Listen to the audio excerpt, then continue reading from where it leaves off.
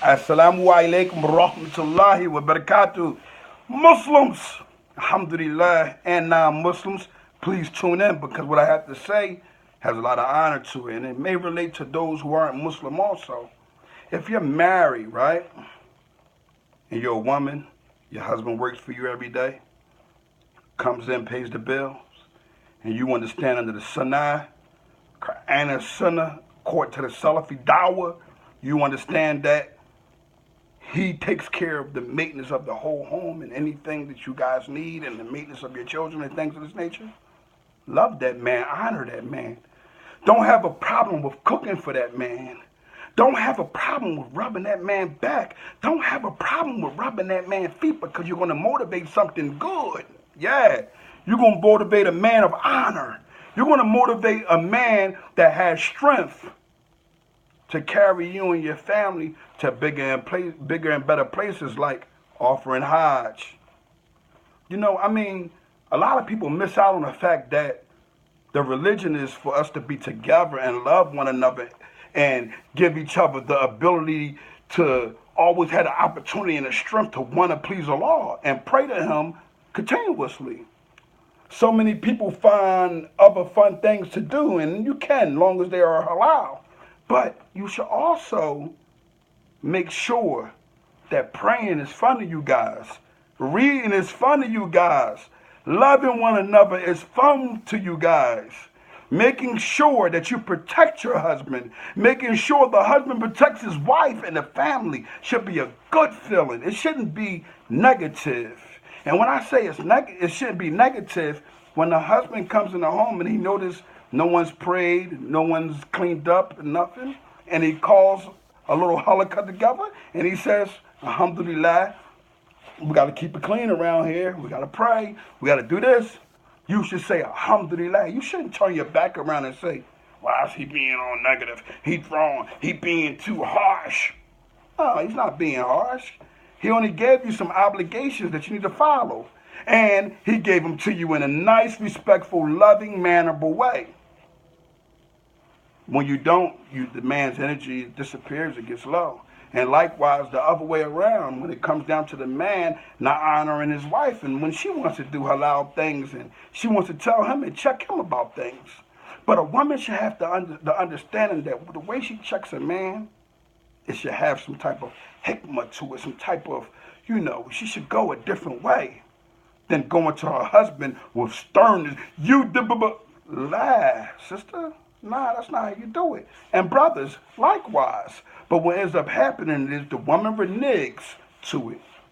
And when the woman reneges, she begins to stop praying. Somehow, some way or another, the man will stop praying also. The marriage becomes no good. If no one is praying in the marriage, or one isn't praying, the whole marriage can fall off. And it doesn't matter if it's the man or the woman. Whatever the case may be, we have to bite down on that sunnah. And we have to have some type of honor and fun. No man wants to be with a woman who doesn't have his back.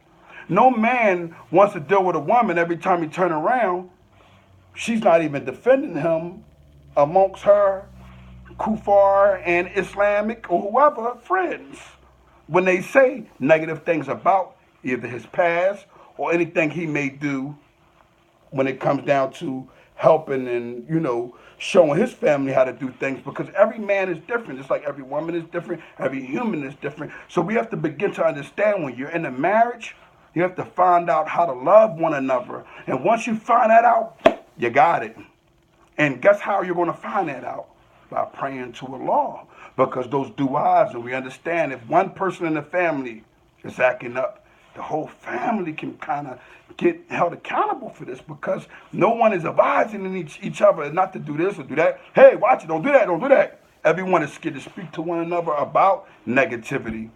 Hey, Assalaamualaykum. You shouldn't do this. You shouldn't do that. They'll look at you strange, just like this, while you're telling them about the Prophet Muhammad sallallahu alaihi wasallam and what they done.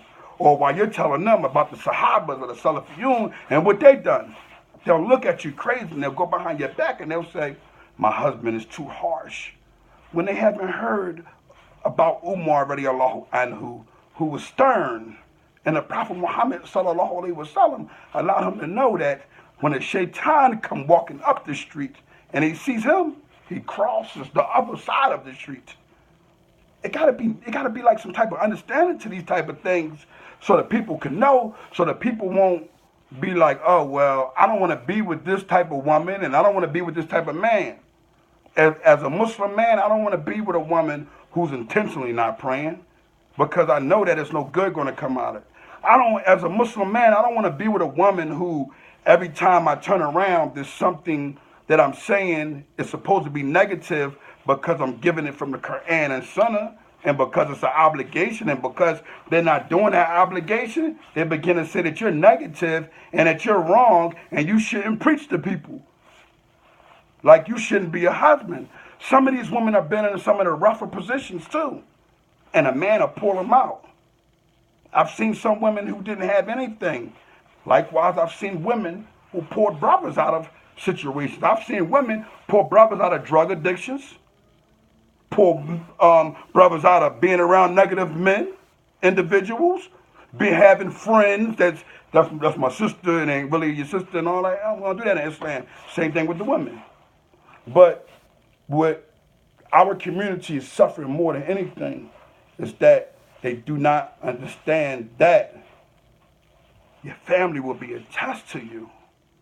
And if they are wrong, and if you don't leave, like say you got a wife, and your wife, she just doing what she want to do when they come out to the religion. Might be a good person.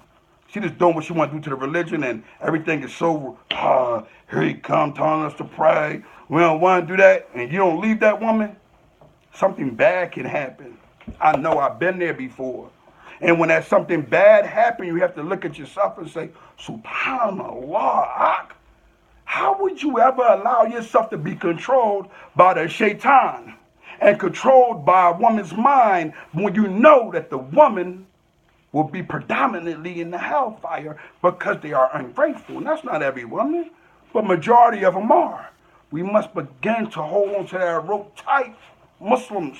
Instead of us gathering on a corner talking about the shoot 'em up, bang, bang, how about we gather on the corner to talk about the Rasulullah sallallahu alaihi wasallam and those that were with him, Salafiyun and the Sahabas, and you know the sheikhs that came after him, Sheikh Al-Fawzan, Sheikh Al-Uthaymeen, Ibn Taymiyyah rahimahullah ta'ala. I mean, all these beautiful Sahabas and things we have to do, all the trivia games they have given in reference to answering ahadith, but yet the man and woman in Philadelphia, as far as what I'm seeing, they still divorce so quickly, and excuse me for snapping my fingers, but they divorce so quickly, so fast.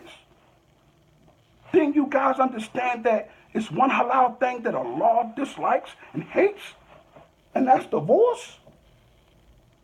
I've been through it a couple times. I've been married. I'm not going to say I was always the best husband, but I'm going to tell you this. If I had any of the best of wives, I would be further than what I am in Islam. But I get the women who seem to feel as though when you tell them their obligation and those things, they say don't judge them. Subhanallah, no one's judging you, sister. I'm telling you the correct thing of the haq because I have the knowledge of it. And as my wife, you should accept that unless I have given you something that was da'if at a time. If I have given you something that was negative at a time, then I can understand like you're not accepting anything your husband say. And likewise, your wife saying something, if she never said nothing da'if to you, accept it. If it's not, when I say da'if, if it's not weak, her hadith and things she have said about Quran and Sunnah and stuff like that, you better take that. But if it's da'if, you can, let me go look up the proof. Even when you give me the proof, I'm looking it up. Excuse me. But at the end of the day, what I'm trying to get an understanding and give people the understanding of is that if you have a husband or a wife, whichever one, and they understand the religion, because only one knows to me, as far as I'm concerned, that's Allah and His Messenger. You can confuse the whole thing because if you just think about it, I just want to break it down so y'all understand. If I tell you something and I say to you, yo, brother Falam, You shouldn't do that, bro. I done that before, man, and this, that, and the third happened, and the brother told me, and I went and prayed, offered 2 raka'ats for forgiveness, blah, blah, blah, blah. You should do it that way. That's easy, man. Alhamdulillah, Assalaamualaykum, I thank you, brother. Love that brother. Don't hate that brother. But the brother that you go to and you say, Assalaamualaykum, brother, alhamdulillah, listen, this happened, and you shouldn't do it that way. You try to make it of good, smiling and everything. And they say, lad, that's not true. Where your proof at? And blah, blah, blah, blah, blah. Alhamdulillah, you give them the proof, and you still keep that smile. But women, I want you to understand, when you do it to your husband, it's like you dishonoring him, especially when he has never, ever given you anything that was da'if. Never gave you anything da'if. Everything that man has ever said is from Quran and Sunnah. Everything. And you are going against that for what? Or, oh, I ain't hear you. All right, I'll do it. Whoa. These are the same women sometimes that we pull out of real bad situations where men be taking their money and doing them bad. And they get brothers like myself who take care of them full, give them everything. And they treat us totally different. But it's only the shaitan. But hold up for a second. It's not the shaitan. Let's stop making this excuse. We got Ramadan coming up. And, I'm not a sheikh. When I say I'm not a sheikh, I'm not one who's well-versed enough to give you, a cookbook here. But I do want the people to understand that I do care. And I don't want people that's married to ever go through the things I have went through in marriage. I want for you guys to make sure that y'all love one another. You see? Hug one another. Never ever do a man in Islam harm his wife. I've been there before. I've begged for forgiveness. I've asked Allah subhanahu wa ta'ala, where did that shaitan coming from this woman to put me in a position to ever lose my cool? And you know what? I came up with my own answer. You leave the woman who isn't upon the correct Aqidah. You don't stick with her. You leave. Man, I'm telling all the brothers, excuse my mouth, I'm just a little dry, but I'm telling all the brothers right now, man, stay focused, number one. Number two, make sure that your family is together, but you have to be together first. Make sure your salats is on time. Make sure that you always have an opening hand out. But get to know people now, man. We know how fast you can marry in Islam, right? We understand and we know that. But watch who you marry too fast, because you might not know that individual. And remember, the person that was in a relationship prior to you, the things that they say, take heed, because they're giving you some type of understanding. No matter which way they give it to you, you still accept it and understand and never forget. So when that individual starts that habit, that behavior that they have, you look, because some of them now honor the person that was treating them like a dog, opposed to a man that treating them like good. They'll let their friends, their girlfriends, put wrong things in their hair because the girlfriends don't have a commitment.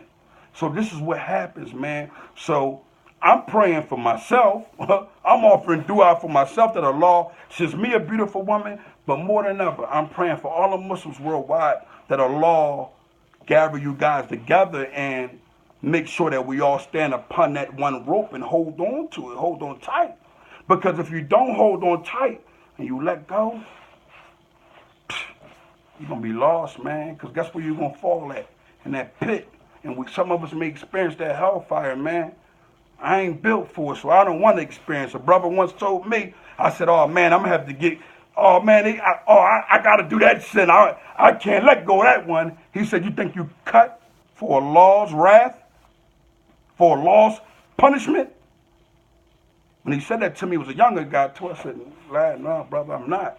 He said, all right, well, don't say that again. Don't say you're not going to try to stop that sin or beg for Allah to remove that sin, you committing that sin, because if you don't, man, you ain't cut for Allah's wrath. I'm Kingearner from the Honor Your Life campaign. I preach honor. Brothers and sisters, stick together, love one another. Make sure that your marriage is upon something positive. Make sure your marriage is upon something good. And make sure that you're following the sunnah by doing sunnah acts and looking up to the Rasulullah sallallahu alaihi wasallam and his wife and his family and his sahabas and the companions in the Salafiyun.